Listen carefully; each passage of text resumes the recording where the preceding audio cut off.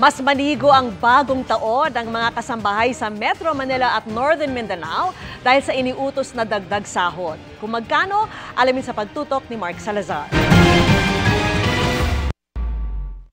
Sa pagkukusa ng Regional Tripartite Wage and Productivity Board ng Metro Manila at Northern Mindanao, magkakaroon ng dagdag sahod ang mga kasambahay sa mga rehiyon nila. Sa Metro Manila, 7,000 pesos na kada buwan ang minimum wage ng kasambahay mula sa kasalukuyang 6,500. Epektibo ito sa January 4.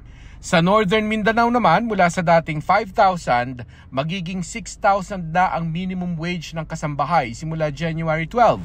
Sa pahayag ng Department of Labor kahapon, hinikayat nito ang iba pang Regional Wage Board na pakiramdaman ang impact ng ekonomiya sa mga manggagawa para hindi napapag-iwanan ang sahod. May komento dyan si Arlene Royales na 6 na taon nang namamasukan sa Quezon City at may 2 anak na pinag-aaral sa Zamboanga. Kahit daw gawing 7,000 ang sahod ng kasambahay, maiiwan pa rin sila ng bilihin. Mahal na rin ngayon eh. Mahal na, hindi na katulad nung dati. Ang 100, makakabili ka na ng 1 kilong bigas, may ulam na. Ngayon hindi na umaabot ng pang isang araw gastusin yung 100. Mabuti na lang napunta si Arlene sa pamilyang sobra sa minimum wage ang pasahod na 10,000 pesos. Bukod pa ang kontribusyon niya sa SSS at PhilHealth na amo niya rin ang nagbabayad. Mataas na rin, nagpasalamat na rin ako kay Sir, tinaasan niya yung sahod ko. At least kahit papano, nakakaraos din ako para sa mga anak ko. Magpasalamat na rin ako kasi mabait naman sila. Kaya tumagal ako dito eh. 9 na taon namang kasambahay si Malu Boribor sa Metro Manila.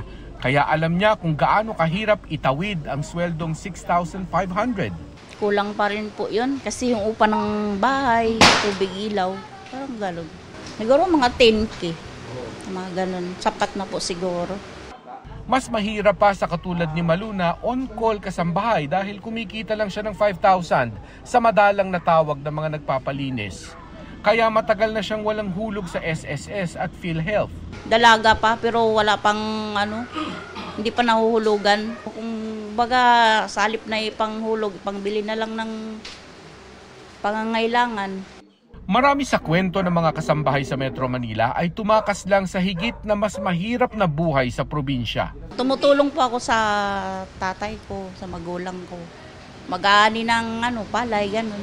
Tatanim ng palay. Hindi po sapat. Kami magkakapatid, 6. Ako yung panganay. Ang dream ko talaga, pag may pera na ako, magbubukas na ako ng kahit maliit na kalenderya sa Zamboanga. Palaging binibigyan diin ng DOLE sa mga amo ng kasambahay na sundin ang batas sa SSS at PhilHealth.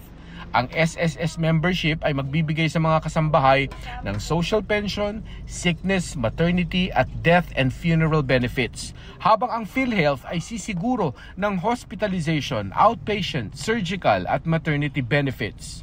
Para sa GMA Integrated News, Mark Salazar, nakatutok 24 oras.